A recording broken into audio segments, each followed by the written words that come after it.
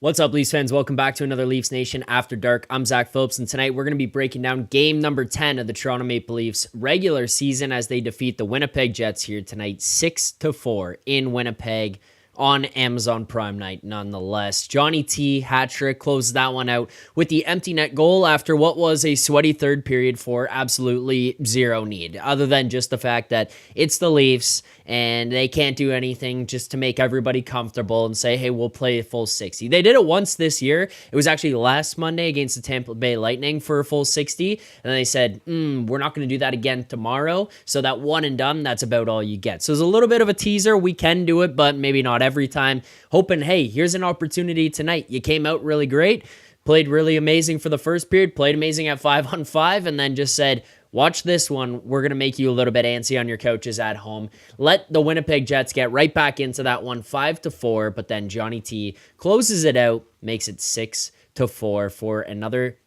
Leafs victory, snapping a 3-game losing streak, but maybe more importantly here, snapping an 8-0 start for the Winnipeg Jets, preventing them from getting to 9-0 on the season. 8-1 for Winnipeg there now. So that's probably a good feeling, especially you know how important this one is for Winnipeg and how much they would have held it over the Leafs if you dip below 500. You go, instead of 5-4-1, you go to 4-5-1 or 4-4-2 or something like that. Winnipeg's sitting there at 9-0. You know how much they would have been parading around the city, telling us how amazing they were, and the Leafs take this one and yank it out from under them, take away that victory from the Winnipeg Jets here tonight. So, I mean, all in all, it was a pretty good game for this Leafs team. 5-on-5, they did play very, very, very well here tonight. You look at the 4 goals scored by the Winnipeg Jets, all 4 of them were scored with a man advantage.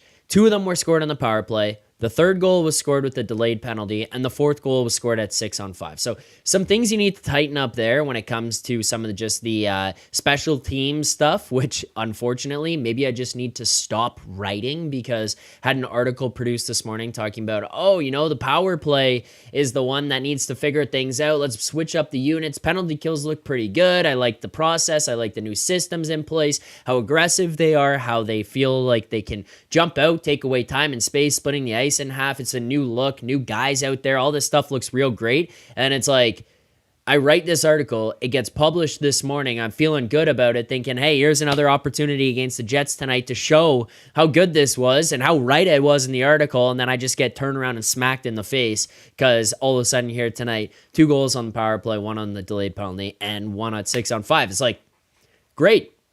Why, what am I doing? Let's just stop writing these articles because I'm just sewering the team. I mean, I wrote one in preseason like, hey, power play systems look good. They look a little bit more dangerous.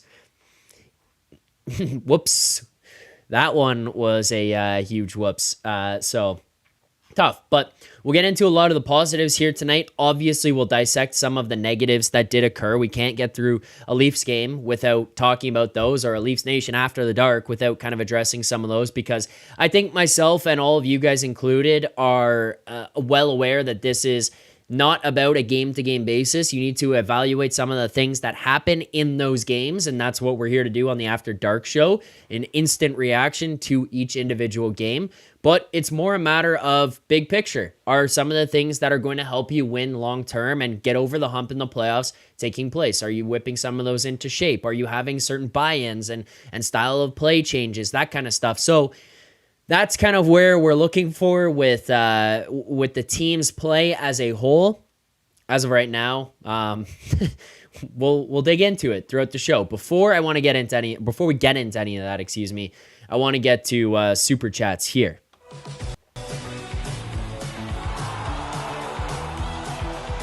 First super chat, Urban Droid. Welcome back, Urban Droid. Guy's a legend in the chat. We see him in here all the time. I feel like it's been a little while since we've seen the droid pop by, but Urban Droid hops in with a huge super chat here. Greatly appreciated as always. And he says, our boys love Amazon Mondays. Tavares and Pacioretty showed off their strengths. Nyes had a huge goal to highlight our domination down low. Defensive yips led to 3 goals against. We could learn from the Jets on the power play. So a few different things to break down there. First of all, Tavares and Pacioretty showed off their strengths. Yes. I did the pregame show for those of you who end up watching these each day. I break down the game, the lines, what we're going to be looking for from the team, some kind of changes from last game, lines, how they worked together, if they didn't work together, maybe some things that we'd be looking for them to do differently, defensive pairings, power plays, tee up the goalie matchup, and then give out a best bet, obviously. This one here tonight, I had to do early because I had to go and get into the office quickly. I was trying to get that done, trying to get it recorded. I'm sitting waiting. Lineups aren't coming out, unfortunately, because it's a 7:30 start instead of 7, so it bumps everything back a little bit. But I'm recording the preview, talking about lines, talking about the BMW line, Bobby, Max, and Willie, and how I think that they're a good line. They'll keep things going here. There's some highs and lows, but they'll be okay. The third line was the line that we kept looking at, saying, hey, they're the ones that need to fix these things, and they need to get going. We looked at Robertson and how his game wasn't quite there. Holmberg, how it wasn't quite there. And Pacioretty came back, and all of a sudden he looked good.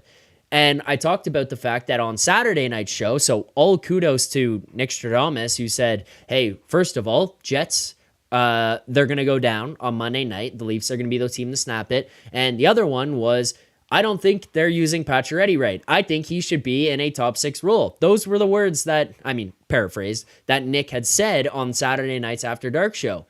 Well, lo and behold, I'm doing the game preview. I'm talking about how these are the same lines, blah, blah, blah. Right at the end of the game preview, I'm talking about it. I'm about to wrap up. Bang, we get a lineup change notification. Here are the lines for tonight. Not only lines, but power play units are changing. Pacioretty into the first unit. Pacioretty and Johnny T up together on that unit. On that second line, with Nylander, which I will be real honest, I still am not the biggest fan of JT and Nylander together. I know that they worked here tonight when they were out.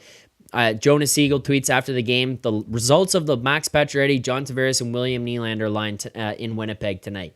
When they were on the ice, the shot attempts were 16-7 in their favor. The shots on goal, so the actual shots on goal, were 10-2 in their favor. The expected goals percentage when they were on the ice was 87%. And the actual goals scored was 4-0 for them. There was obviously the one scored on the delayed penalty where Nylander gets it chasing Morrissey across the line. That's the one that scored. But even in that moment, I believe it was Nyes on the ice and not Pacioretty. I think it was Nylander, Nyes, and JT together. I think that was the group that was out there. So technically that doesn't count against their line. They were midst of a change. So outside of that, at 5-on-5, they were very good tonight. And it wasn't just stats that came up on the sheet. It was actual some of the eye test stuff, some of the actual things that you're watching where it's winning battles below the goal line, using your ability to win battles along the walls to your advantage, getting the puck in deep and not saying, hey, we're going to have to outskate you up and down the ice, because between JT and Pacioretty, that's not really a capability or a strength of that line anymore. Tonight here against Winnipeg, they used the cycle game to their advantage. They used the ability to out-physical and out-man guys down low. They weren't blowing guys up. Pacioretty threw some big hits, but as a whole, they're not doing that. But they use puck possession, winning faceoffs, and just strength down low to take advantage. So they get down there, they win some of these battles, and next thing you know, you can maintain puck possession in the offensive zone for extended periods of time. It wears down the other team. It gives you opportunities for them to ice it, have to stay out there, send out your next group, whether it's the first line or the third line, however you want to deploy them. But you can start to use that and wear teams down. And the second line was really, really good at that here tonight. They pressured a lot. They were really good with puck possession. Yeah, there's some dumb stuff that happens, but it happened with every line. Hockey is almost impossible to be perfect at, essentially, on any given night. So, yeah, there's going to be mistakes. But other than that, I thought that line played really, really well together. Kudos to them, because you know what? As a whole, I think in this one game sample size, I was wrong, right? I said I didn't think that they were going to be the greatest line. I thought Pacioretty would help Nylander, and kudos to Pacioretty. Guy had himself a night. JT ends up with 3 goals here, but I don't know that long-term it will work. Here, they shut me up. If this success sustains and they keep this going for the next couple of games, they keep this going for the next month, 2 months, whatever it may be, I will sit here and tell you I will eat my words. Tonight, I'm doing it on a short-term basis. I'm telling you honestly, I messed up. I was wrong. They played really well here tonight. It worked. In the future, I don't know. I'm not going to sit here and tell you guys. That's part of the reason why I'm throwing this disclaimer on it. Oh, yep. This is the line. They're going to get it done. They're going to be amazing. Who knows? 2 games from now, it might not be together. But here tonight, really, really well. So as Droid says there in the super chat, Tavares and Pacioretty showed their strengths. They really did. Nice. Huge goal to highlight our domination down low. 56 seconds into the second period. Well, that's one thing I've talked about a lot is starting on time. Can you start on time? It doesn't have to be just the first period. It's each period. The first 60 seconds of a game. Are you going to be able to get out on the ice and just bring intensity right away? Make tape-to-tape passes. Look at simple things. I'm not talking about coming out, blowing the doors off another team, but just coming out right away and being aware, being awake for it. Like you are ready to go from the drop of the puck and just ready to engage and just not be behind the 8 ball chasing the game. 56 seconds into the second period, puck goes down low. Matthew Knies goes in, wins a battle, comes out front, makes a great pass to Marner, by the way, who gets out in front. Honestly, no issue even there with Marner. Tries to get a shot off. I believe it got deflected there when he's trying to take it, so no problem there. Glad he shoots that one as well. You're wide open in the slot, like, shoot the freaking puck. Shoots it, doesn't get off. Matthews goes and grabs it. Shoots it again, and then it's Matthew Knies coming around the front of the net where he should be, knowing his role, getting the puck and burying it into that net past Hellebuyck off the rebound.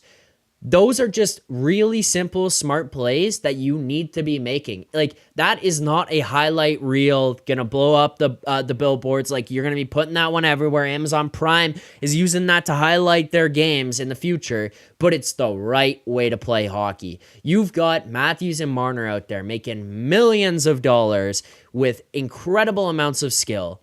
You need guys who are going to go in there and win battles, forecheck hard, hit heavy, be tough on the guys down below the goal line to retrieve pucks for you and do those types of things. The kid is a machine. All credit in the world goes to Matthew Knies. He's Rosie's favorite player. He's developing into one of my favorite players. He is extremely fun to watch. He never gives up on a play. He has a ton of heart, and it feels like he just plays the right way. As for the rest of the Urban Super Chat, defensive yips led to 3 goals against. We can learn from the Jets on the power play. Power play needs some work. Let's just be real there. They need some work. Blake Brim saying power play is still a major issue in my opinion. Agreed. Still an issue. You need to capitalize on special teams. You cannot be walking away from a game like this just not scoring on special teams if you get a lot more opportunities. They had 2. They went 0 for 2, so it's not like a dagger, but like if this one was not a lead that you grew and then the Jets came back, if this was a tight one back and forth the whole way, you get those opportunities, you got to bury. That's just a future issue, not really something tonight. 0 for 2 tonight, it is what it is, but that's something I look at in the future and say, hey, boys, we still got to figure this out because we were 3 for 30 entering for tonight. We are now 3 for 32. Like, this power play is plummeting. We're at the bottom of the league in power play percentage. We have probably the most money per power play, like on your one single unit in the whole league, and we're just not scoring. That's not acceptable. Like, that's got to turn around. But in this game here tonight, it doesn't kill you. So you keep it moving. Like, the Jets go 2 for 4 on their power plays. That was a huge reason, that they are able to get back into this one. Dan Freeman, another super chat.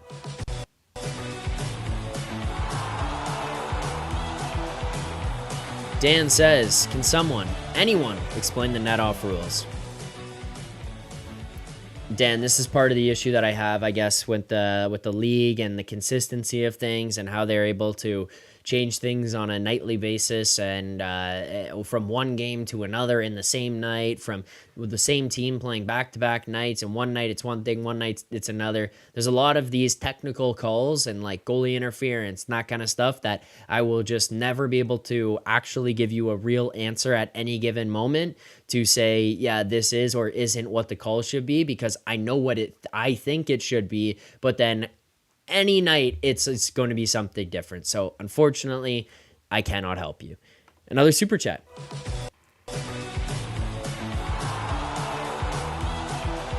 Jeff McKay, thank you for the super chat. Jeff says, how is it this team plays the Jets well after the video came out of them dunking on the Leafs during the bubble, but they won't show up against Boston, Montreal, or Ottawa?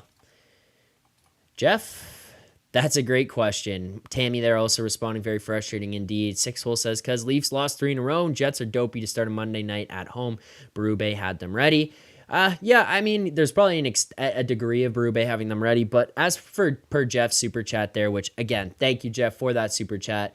Some of those things are mind-boggling, right? Like that's what Nick and I talked about on the post game on Saturday night. Is like, why do the Bruins always have an answer? You know, why do the Habs have an answer? Why do the Sens have an answer for this team? It's games where you would think that some type of rivalry would really matter to them to be able to get up and win these games, because you know how important it is to said city or to those fans or like whatever it is in those situations, and you just can't do it. And you play these like games that feel like they lack intensity and energy. This one felt like a lot. This one felt like there was a lot of intensity in it, at least early on. The Leafs obviously took a little bit of a nap there at one point, but outside of that, it was pretty much a fun, energized game. The second line was really into it. I thought that there's a conversation that we'll have later on, but I thought that Kampf and Lorentz looked pretty decent here tonight. There were guys on the third line. McMahon was absolutely firing. Domi had some legs under him. They didn't play like the best games ever, but from an energy perspective, it was there and they felt involved and they felt like they were bringing it. The first line, Nyes, obviously. Matthews had some really good spots there. Marner had some good spots. As for that first line, I think that making it a full 60 was something that probably lacked. I don't think that they kind of carried that one through far too much, but yeah, it's one of those ones where it's like, I just can't explain that. I wish I could, because it's frustrating to myself watching it as a fan, being like, this is what you want. This is what you want from the team to show up in these moments. I'm glad that they do beat Winnipeg, because obviously just from a fan perspective, that's a pretty annoying video that comes out from them being like, you know how much nothing better than beating the Leafs and stuff. It's like, okay, well, congrats, boys. Like, nice. And then you're not doing anything else. Like, the Leafs is your Stanley Cup. But that's what happens, right? A lot of these teams come in here or go up to face the Leafs, and they know this is a primetime game. They're going to get the most eyes, a lot of them, for most of the season. I mean, like, think about Winnipeg, how important that is to them. That's the most ticket sales they're going to get all season until Toronto comes back again, if they do. So, I mean, for them watching this, it's like, yeah, this matters because we're playing at home, and, you know, more than 50% of the arena sounds like it's Leafs fans. The Go Leafs Go chants are just ripping through the TV, and maybe that's Amazon Prime with just these primo microphones that they got in there amplifying everything. But, you know, that's the kind of energy and atmosphere you hear from Leafs fans everywhere else in the league. So it's going to be more intense in those games. It happens in Ottawa. It does not happen in Montreal. That will never happen in Montreal, but it happens in Ottawa, Winnipeg, Calgary. Like, it happens in these other cities that we go to, and the other teams are going to be pissed. So you want the Leafs to show up in those moments because you've got support. You've got a team that's fired up to play you. At least here in Winnipeg, they got it done. At least here, they were able to get that done. As Mike Hill says, more hats on the ice for JT's Hattie than for Connor, LMFAO. I mean, I actually would be kind of curious what the number was for one versus the other. Another super chat here that we've got as well. Before I get to this one, I want to remind people, 4 likes away here from 50. You know how it works. Every 50 likes to do smelling salts on the stream. It's as simple as that. I've been doing it for a while. This is not like some... I don't even know. I don't even remember how this started. I'm pretty sure back in the day when I had another channel, I was doing it on there because I just got a new thing of smelling salts, and my buddy and I, who I had started doing these streams with and the shows with, were talking about how it would be so funny. Like, we wanted to try them because we saw them doing it in a game. So we got smelling salts and we brought them out and we said, you know what? If we get 50 likes on the show, we'll do it. And then we did it the first time, and they blew our heads off, and we were in tears. And then everyone was like, well, we got 50 again. Do it again. And then the next show we showed up for, we had them on the desk, and we hit 50, and people were like, we hit 50, do them. And then from that point on, it stayed, and it's kind of just become a staple of the After Dark show. You know, you're on here for instant reactions, extreme reactions, overreactions, and intense reactions, and that happens at the Smelling Salt. So, I mean, we did hit 50. We'll get to that as well. I want to remind people, on top of the likes, if you haven't already, subscribe here to the Leafs Nation 401 on YouTube. Whether it's here for the Leafs Nation post-game shows, for the After Dark, whether it's the game previews that are coming out, hitting another bet here back-to-back. We are up units on the season here now. If it's watching the Leafs Morning Take with the amazing guests that they're having come through there, you know, whether it's people from the Arkells, if it's Matt Sundin, if it's Joel Quinville, if it's radio broadcasters, media members, former and current players, it's all happening on the Leafs Morning Take, and occasionally here on the After Dark show as well. So make sure you're subscribed, you turn on notifications, and hit the like button. It's as simple as that. But let's hit the like button while I hit these Smelling Salts, please and thank you. Robert, I don't know if that's a compliment or not. Regardless, it's funny, and I'm not taking it offensively. Robert says, Zach has the gift to gab. I'll give him that. Thanks, Robert. I don't know if that's good or not. I hope it's good, actually, considering that I do a solo show for an hour. I think it's probably a good thing. Sometimes I get others, but Blind Guy Tries says that 200 likes, you should put the salts on some popcorn and chow down. No, that's not happening. Unless one of you guys are going to come get me and on standby. Smelling Salts here. We hit 50 likes. Thank you to everyone. Brand new bottle, by the way. So these things are real strong. I can have people who can attest. Oh, those things are sharp. Okay. Another super chat.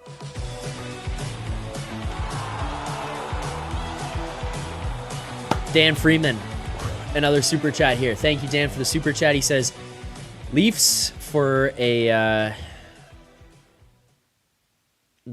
got a good ref call for once because the play wasn't even in the zone when they blew it down for no reason, killing Jets momentum. Lucky that was. Talking about the net off. Yeah.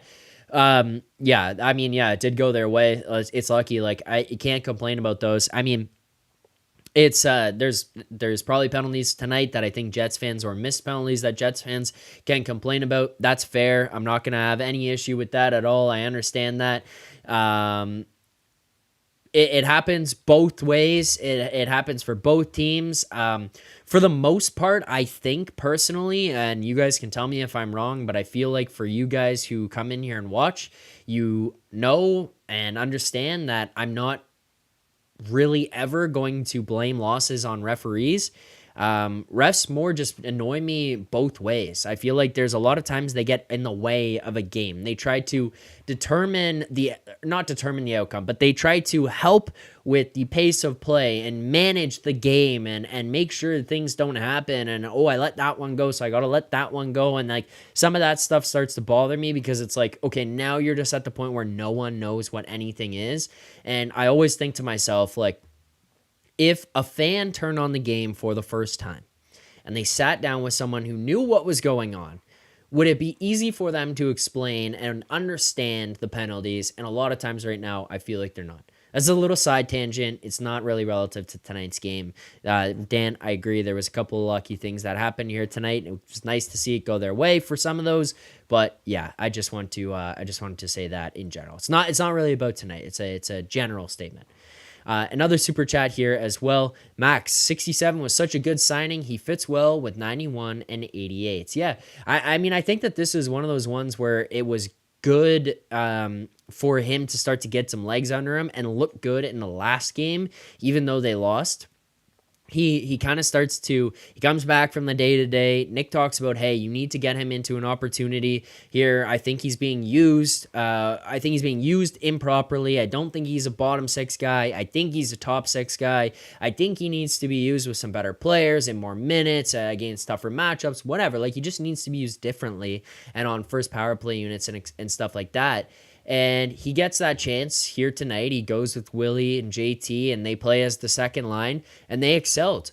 And I thought he looked really, really good as well. Like, I thought he was a guy who stepped up into the role, didn't let the moment get too big for him at any given time, didn't kind of do too much and say, hey, you know, I finally got this chance. I am Max Pacioretty. I'm capable of this, this, and this. He just said, hey, this is the game they want me to play, and this is also how I'm capable of playing. So I'm going to play to my strengths here. He was hard on forechecks. He was finishing checks on guys. He had a couple really big hits there tonight. He was stealing pucks away. Like, look at the Nylander goal. That's JT in on the forecheck on one side, forces the puck around. Defenseman doesn't get it clean. As Pacioretty comes in quick on to pressure him, he forces a quick play from the Jets defenseman in the corner there that he ends up stealing. He grabs the puck, doesn't panic. Great pass out to Willie in front. He buries top corner. Like, perfect. That's the execution that you want. And when you think about each guy on that line, it's like each of them does their job. Johnny T and Pacioretty are going to be guys who are going to now be more forechecking guys in this point. They're going to be guys who are able to create offense and be a part of that, but they're not doing it with their legs getting under them and beating guys wide and one-on-one and stuff. Like, you need to play hockey the right way. You get in there, you put on your amulet, and all of a sudden you've got this extra little boost of energy to be able to finish a check on a guy below the goal line. Gets in on him below there, puck goes across, Pacioretty steals it, and then it goes to William Nylander. So Pacioretty, a guy who's good with his stick, a guy who's good passing it and making these heads-up plays. Willie's in the slot there, hits him, and he buries up top. Like, those little things are the ones that you look at and you go, wow, you did your job. And I think if guys just do their jobs, which is so simple to say when you think about the concept of it, but if you just do your job, this is a team that can have success, because Tree Living brought in guys here to this group who can now all fit different parts, right? A lot of what we had before was the same players or style of players, and then you try to take a square peg and fit it in a round hole because you're saying, hey, you have to be this defensive player and you have to fill this role of a checking guy. And Nick Robertson, you play on the third line as a checker with this line and this. And then guys get out of position and they get uncomfortable. And then it's just like they can't excel because they can't be themselves the best way that they could possibly be. So then the team underperforms. The team doesn't do as well. This group has so much diversity in it. If Berube can just get these guys to buy into this mindset of playoff hockey, they all start to play their own way and say, hey, this is what I am, this is who I am, and this is how I'm going to play, then it will help everybody else because you trust the other person to do their job, and everyone's game can elevate. A line like that here tonight and in a game like this really shows that. It really shows you how these things are like, do your job, trust each other, and it will work out. I see there's a question there from Blake Brim. How many likes for you to get an amulet? Let me find out how much this thing is. $125 for the amulet. Are you kidding me? I mean, Johnny T's wearing it, and he's got a 3-piece here tonight, and he's all of a sudden looks good in his last couple. So maybe I need the amulet. Like, is this something I need? How do you even wear this thing? How do you keep this around? Is our device-specific solution broader, effective rate? What? How does this work? $125? I probably need a lot of likes. Probably need like 250 here before, and then I'll buy it on stream. You get a 3-pack of them? What are you putting this on? I mean, hey, works for Johnny T. Wonder how many he's got. I need to put these on my electronic devices. We need to crowdfund him an amulet. No, I mean, that's probably really not the thing I need, but hey, fair enough. Another super chat here from Tammy.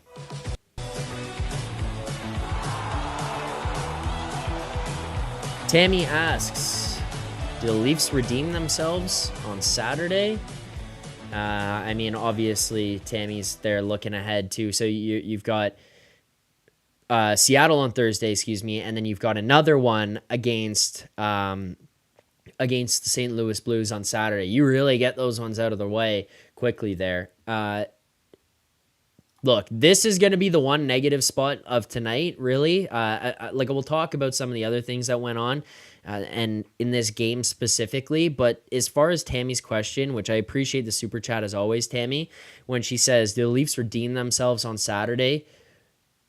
Reality is, I can't give you an answer because I don't know. I don't know how this group is going to play. I don't know if they're going to be able to sustain this. I don't know if they're going to just crap the bed and not show up. Like, I have zero idea. This group is Jekyll and Hyde. Right now, I'd like to tell you, yeah, they can and they will, but I don't know. I mean, you're looking ahead, Tammy. I appreciate it. I understand the concern and the question there, but yeah, it's really not something that I can tell you, oh yeah, that'll happen, because I don't know. I really, really don't know if that's going to be the case. This is a group that traditionally probably wouldn't have. Probably wouldn't have. Also, Tammy, $125 for pseudoscience bullshit. DizK, blocks 5G, get with the program, Zach. Bye bad. Yeah, I mean, who knows? If I start wearing I'm goal per game in men's league though, so maybe I wear the amulet and all of a sudden I'm like 2 goals a game. You never know. Maybe that's maybe that's what my team needs. Maybe they should buy the amulet for me. And then me and Nick, we can talk about our men's league on the Leafs Nation channel, morning take and after dark more. That's what you guys want, isn't it? To hear about our men's league? Probably. More super chats here. We got another one. Dan Freeman talked about the refs a little bit on his last couple. He says, on a positive, going up 4-0 and squeaking out a win. Yeah, it is a positive. It's like a sketchy, gross positive, right? This is a game that usually you let your foot off the gas, and a team like Winnipeg, especially a team who's looking to keep this win streak going, make it from 8 to 9 and keep pushing, is one where like it falls off a cliff and you lose it. And yeah, you let them back in tonight, but it's weird because it felt like you outplayed them. It felt like you were in control of the game for the most part. You just had like a couple of shifts here and there. Like there was a point that I looked at that it ended up with the Benoit penalty, where he takes the penalty on Ehlers as Ehlers is burning him wide, and he goes to make a stick check on him, misses, gets caught up in his feet. That came off the tail end of 4 consecutive shifts from the Jets there, where they just brought a lot of intensity and energy to the Leafs. They were possessing the puck. They trapped them in their own zones. Like, they were doing a lot of damage. Weren't able to score at that point, but then it's like that transitions, and that turns into Benoit taking that penalty. The Leafs penalty kill, though, ends up preventing the Jets from even getting a shot. Like, they just completely shut it down. So it's like weird pauses where you let them in here and there. And the score, obviously, with this one is like, well, the Jets made it back and you had to win 6-4 on an empty netter. But yeah, panic crept in as a Leafs fan. But it does feel like a small victory sitting here and going, well, in the past, that's a loss. Like 5-on-5, the expected goals percentage over on Money Puck tonight looks like, I mean, this is not everything, obviously, and it's something that you need to take with a grain of salt every time you look at these, but it's something I do like to pull up. Like, looking at the Leafs, the lowest player, who we can get to here, but was 57.69% expected goals in his favor, and that's Pontus Holmberg. Outside of that, Bobby McMahon slightly above 61%. The highest player on the Winnipeg Jets here tonight, if it would show up, was Miller with like just over 60 Colin Miller, 63.32%. Logan Stanley here. Again, I cannot click on this. I'm so sorry, guys. I'm trying. 57.06% expected goals for Logan Stanley. Outside of that, everyone else on the Jets at 5-on-5, that is 40% or below, right? So it was a special teams game tonight. It's not everything. Obviously, these need context to a more degree to understand everything that happened in the game more. But hey, you won at 5-on-5 and you took care of that. There was just some real big breakdowns that occurred in between those moments, and those were things that can be cleaned up. And, I think the penalty kill is still very good, but the Jets' power play has been rocking. So in an important moment as well, I want to point that out. An important moment late, as I mentioned, off the Benoit penalty, 0 shots on goal for them. 0 shots. More super chats here. I want to keep answering these for you guys. We'll get to also best bet that was given out and the one that we won for tonight's game. But Dan Freeman, another super chat. This explains why Dan's in a good mood here tonight, firing away the super chats. I appreciate it as always. But Dan says, Nick Paul hit my 7 for Tim's picks. For that coffee place in Canada, hit the 7 in a row. I think that's a free week of coffee, right, Dan? You can correct me if I'm wrong, but I believe it's a free week of coffee and or hot chocolate, whatever you prefer, but some type of hot drink. So good for you. That explains the good move. Good mood. Sorry, not move. Good mood. Congrats. That's pretty awesome. That is pretty good. Another super chat here. Maxentius Decimus. Somebody has to bring up the PP disparity. Sorry. You know what? Let's do it. Let's get into the unofficial power play breakdown segment brought to you by Square. The unofficial power play breakdown segment is powered by Square. If you run a restaurant, you're too busy for this ad. You're thinking about how to get more orders flowing and new locations opening. You need to get more customers and keep them coming back. So really, you're already thinking about Square, because Square Restaurant Tech helps more than 400,000 restaurants do all those things and more. So when you're thinking about your restaurant, think bigger and think Square. Go to square.ca and see why Square is big in restaurants. Check out the link in the description there as well. Our unofficial power play breakdown presented by Square. Let's dig into it a little bit here tonight. I wrote about it this morning and the units that I wanted to see deployed together and what I thought would be the best way for them to go about this.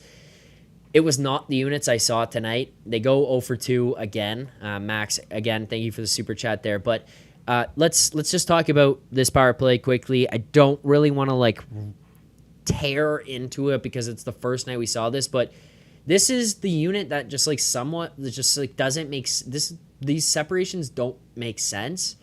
In my opinion, I think that the best way to deploy them would have been Matthews and Nylander as the two together and break up Matthews and Marner. Domi, you know what? Let's go to the whiteboard. Let's see if I can do this here quickly on the fly and pull this up. But my thoughts for how I think that they would be best suited, I kind of wrote about it earlier as well with these guys. But the best way I think that they can kind of be deployed and go out there together is not using a lineup of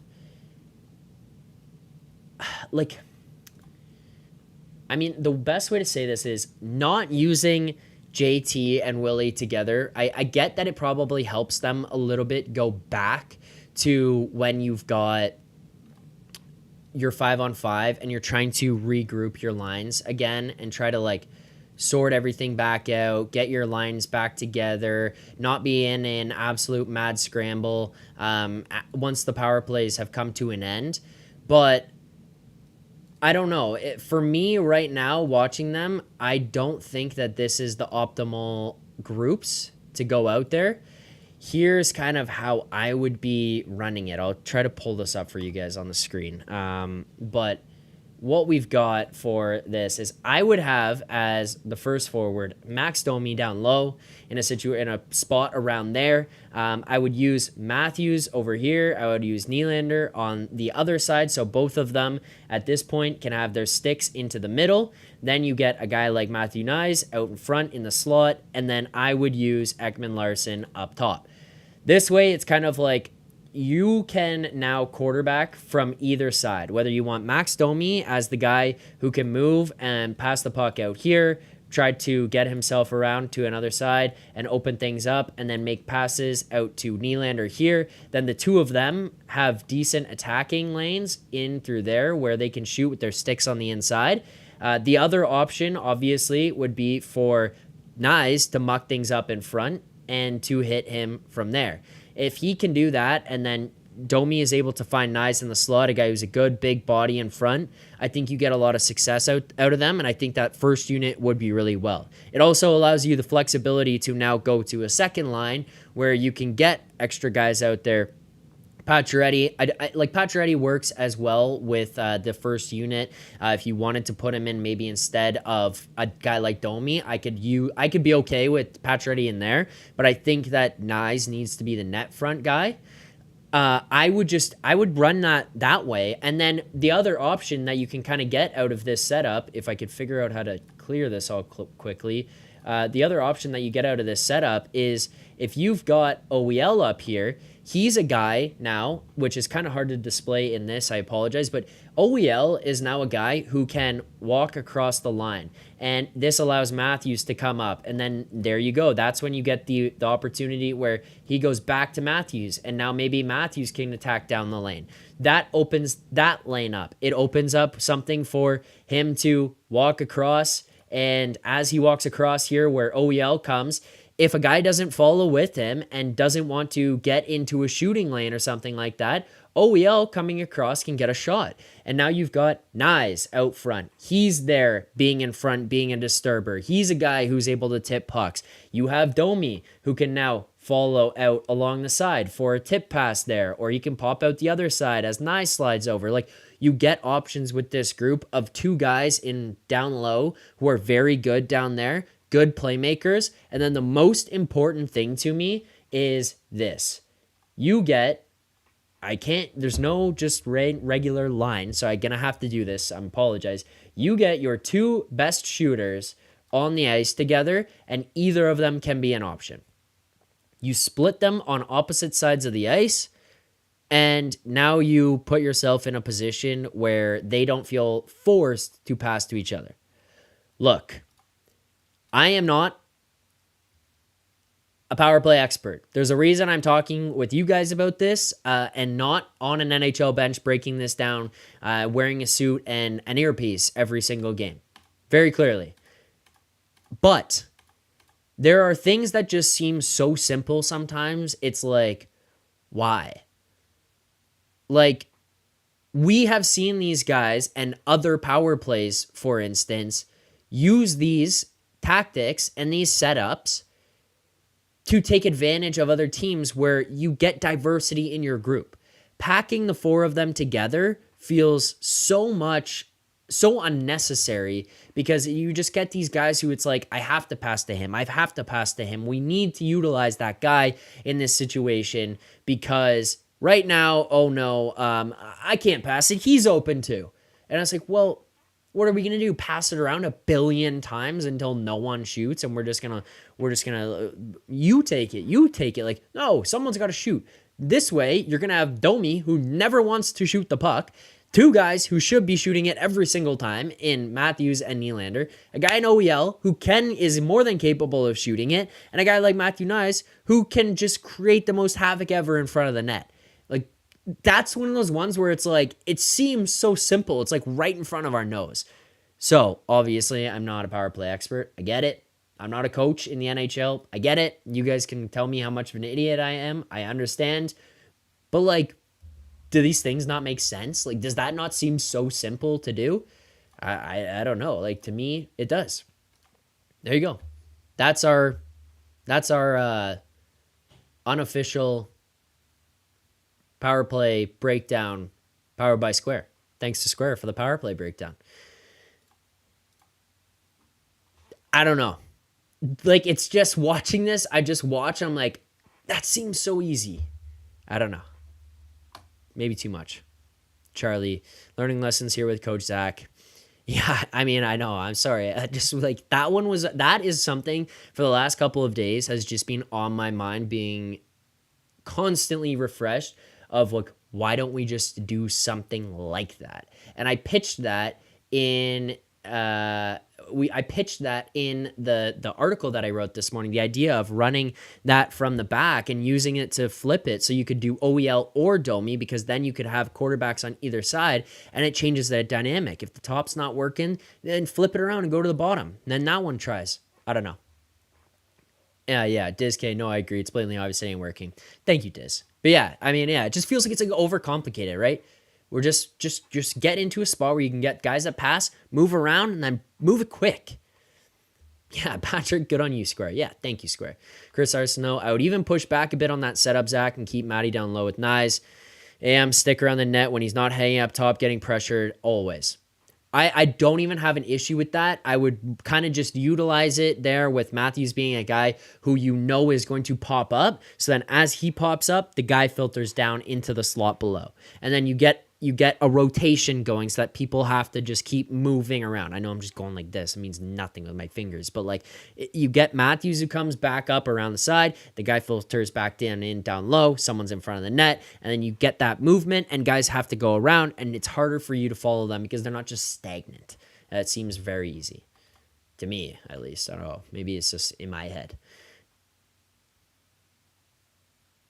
Yeah, Dan, thanks. Super chat here from Dan. He says, you don't have to super chat though, bro. Okay, thank you, Dan. He says, 1 free coffee for 7 days. If you miss, it's gone. A day, it's gone. Oh, that's kind of sick and crappy all at the same time. Pretty cool, but Patrick, that's how you brew your coffee? Yeah. That's pretty funny. If you miss a day of your coffee, it's gone. You got to just actually go 7 days straight. Oi. Yo, Blake Brim. If only you were as good at fantasy football as you are making power plays. Yeah, I mean, undetermined how good I am at making power plays, but I can tell you for sure it's better than my fantasy football. One of the leagues, it's all right. I'm like above 500. The other one, I think I'm 1-7 at this point. There's nothing I can do that even. It's like every week I play well and someone gets 0 points. What are we doing? I'm going to have to go. Guys, this is the punishment for the fantasy football that I have to do. If I lose the fantasy football league, I have 2 options. And I think I have to go to the one.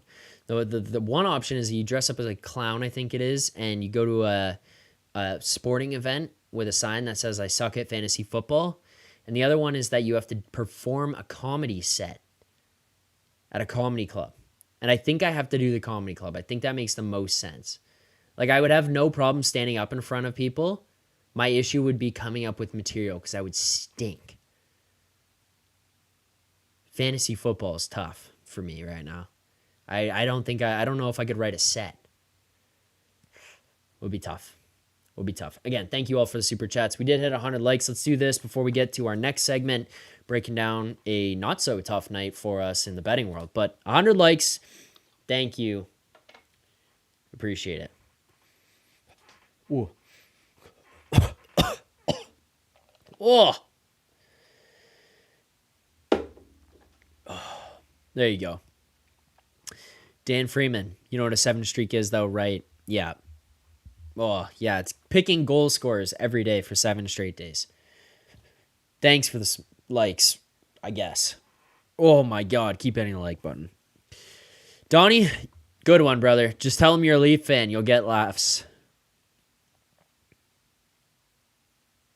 Yeah, Gord. I'd rather bomb at a comedy club than humiliate myself in a clown outfit. That's kind of the thought that I have as well. That's kind of the thought. Maybe we can just pack the place with you guys, and then it'll make it really easy for me. You all just come to the comedy show. Oh my God, those smelling salts hit hard. I took a big whiff. Keep hitting the like button. Subscribe here to the channel. as we do that, and as you guys keep hitting that like button, I mean, the smelling salts were tough. The comedy club will be tough, and my fantasy football is tough. But you know what's not tough right now? It is the best bets being given out on this show, and the best bets are brought to you by Bet365. This is the best bet segment brought to you by Bet365, proud partner of the Leafs Nation pregame and the Leafs Nation after dark. Open an account with Bet365 today and bet on a huge range of markets. So whatever the moment, it's never ordinary at Bet365. Use code NATION, NATION. That's NATION, NATION. When you sign up today. Our best bet for tonight's game, William Nylander, anytime goal. Look, I gave that one out before the lines were changed. Kind of lucky that that's the case, in all honesty, because if I didn't do it before the lines changed, like, I still would have bet Nylander. It wouldn't have changed anything for me there, but what I might have potentially done is given Max Pacioretty anytime goal, which would have been insane for us because Pacioretty had the first one that he passes on an incredible play, by the way. Good physical play where he tries to tip the puck against, I think it was Sandberg from Winnipeg. He's got his back to him, out-muscles him, makes a one-handed play across to JT. It looks like it's going to be a pass. It ends up hitting the defenseman's skate. It almost goes in and trickles across the line. JT ends up finishing it. My roommate is sitting here sweating out Max Pacioretty plus 480 after he saw the lines changed. I'm sitting watching with him. That one gets yanked away from him. And then later in the game, he's got the one where he is in front of the net, battling away to try to bury it into the empty net. And it's JT who ends up swatting it. It looked in real time like he was the guy who scored. And then all of a sudden I watched it back and we sat there and my roommate was in shambles because we realized, no, that's not a Pacioretty goal. That is a Johnny T goal. And it was like heartbroken for him. But luckily for us, Pacioretty does contribute to another goal for us, and that was the William Nylander anytime goal that was given out as a best bet. We are now up 0.43 units on the year. If you follow along with the unit sizing, that's the most important. Like, we're giving out plus money on every single bet. So we're taking some shots at these. Like, there's a less than 50% chance that they hit based on probability and based on odds of what we're looking at. This is one here tonight where we had pretty much no edge against the market. But this is one of those ones, if you watch the Leafs and you watch these spots and the teams that they play against and the prime games and the big stages that you go on, this is a William Nylander game. And we knew it. This is one of those ones he goes into and knows, I've got to shine tonight. I have to be the one to step up and do something. And we took a shot at plus 170, $75, a 3/4 unit bet. At plus 170, profits us $131.25 tonight. We had to go up in the money, obviously, and how much we risked, but it was that edge of just basically having nothing against the market, but knowing as a Leafs fan, there's an edge baked in that's not necessarily accounted for, and some other stuff that ends up happening here for us positively is once the Pacioretty news came out, I wasn't really worried about this being anything taking away from Nylander with JT being his center, because Pacioretty seems like the type of player who can complement a guy like Nylander. I could complement him in scoring. He's going to go in. Probably shouldn't talk about unit size. Okay, fair enough. He's going to go into battles hard. He's going to win those because he's physical. He's hard on plays. He gets down there. Pacioretty and Nyes, as Gord says, wreak havoc down low and net front. Love it. Yes, love it 100%. And that is what Pacioretty was doing tonight. That's what helps contribute to the Nylander goal. Beautiful play all around.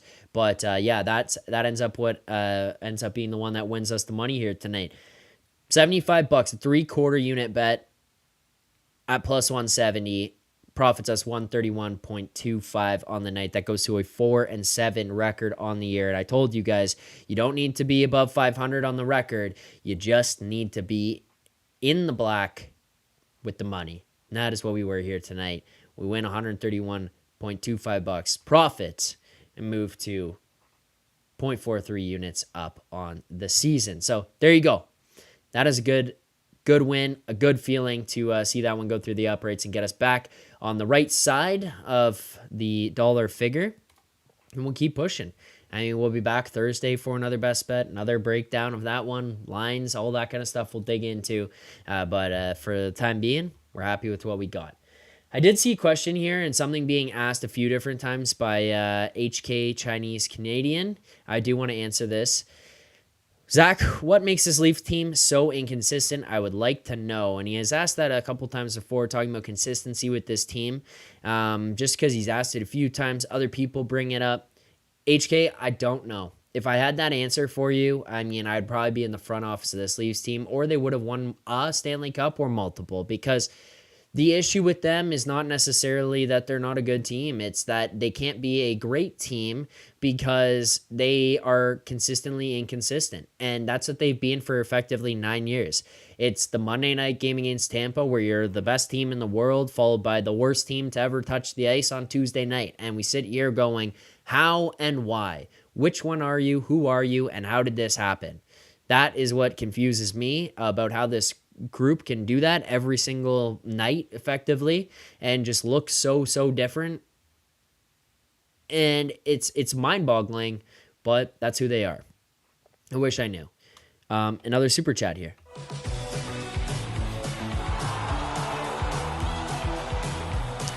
Dan Freeman, thank you for the super chat. Dan says, blow the whistle. The puck isn't in the zone. Net off. Kill momentum. This game would have been a loss if the refs didn't make a terrible call. Dan, I appreciate the super chat. I really don't have anything to add to you. I'm sorry. I'm going to take it. We win the game. Something went in our favor. We will take it. That's a win. 5-4-1 on the season. Perfect. We're back. That's all we could be at. That's all we could really ask for. 5-4-1. There you go. Let's get to our last couple of segments before we get out of here, and let's start it off with the play of the game.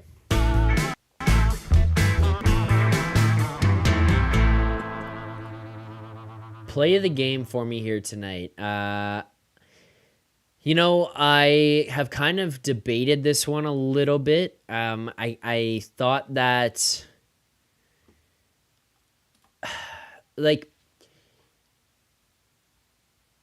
the Pacioretty pass to Nylander was pretty great.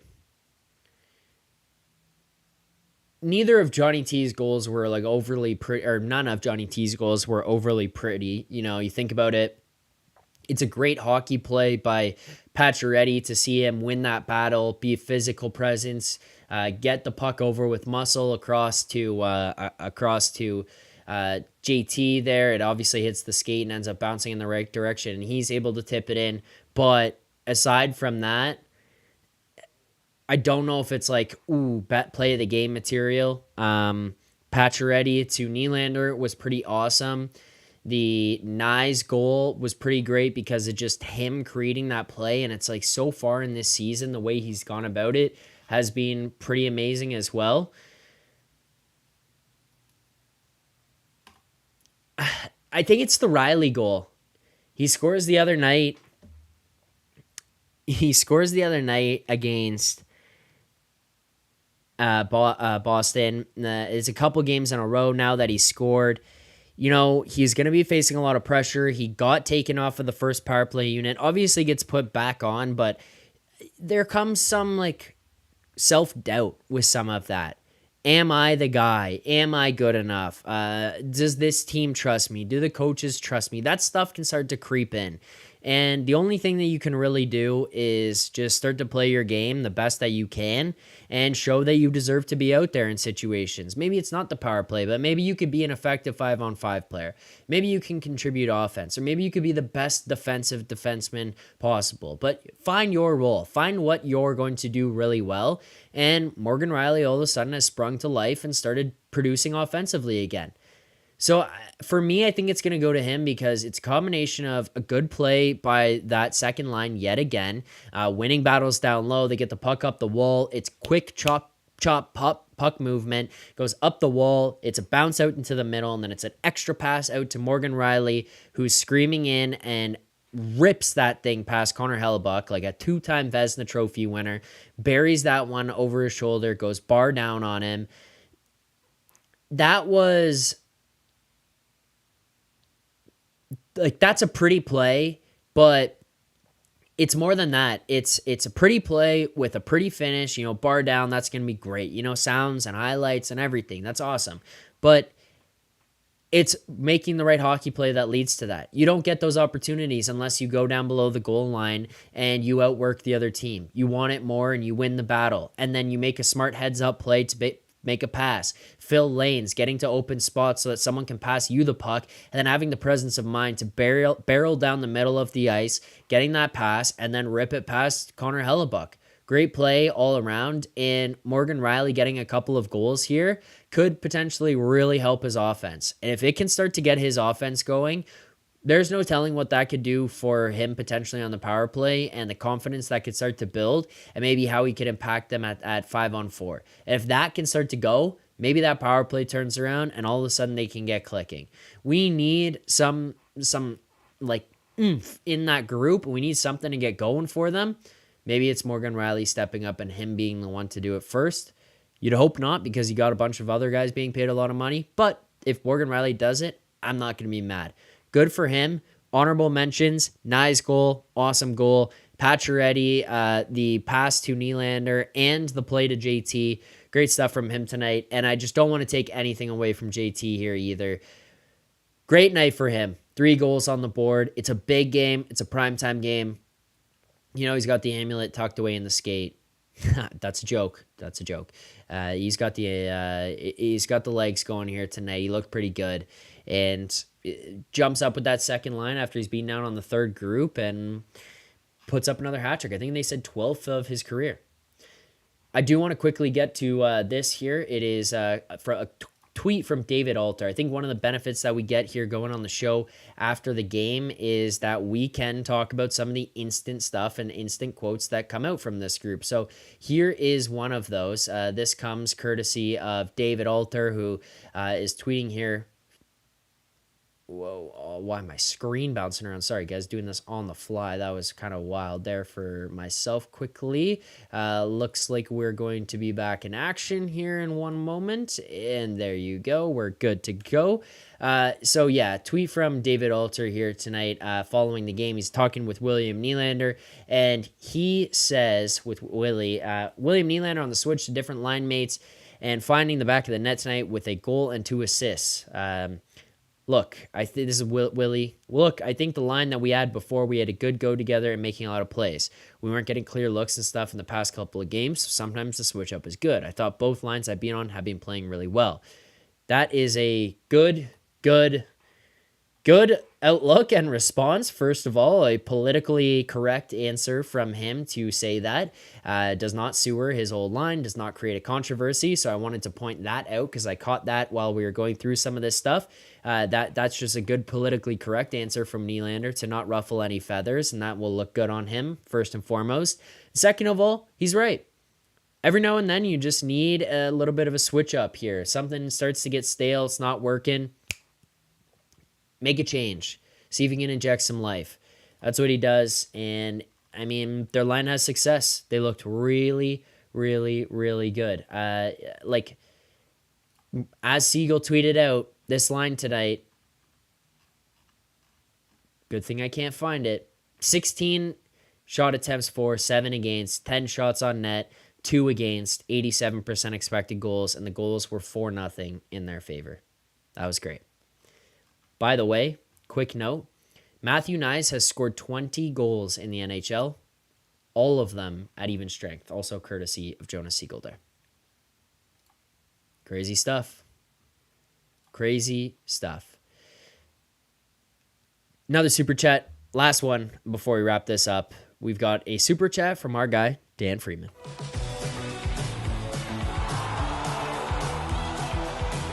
Dan, thanks for the super chat. Dan says, "That's what I wanted to hear, Zach. They gonna cry." Well, Jets fans in shambles here tonight. Feels good for this Leafs team. Get this win under you. Snap that, and you did so in a pretty good feeling victory. So great.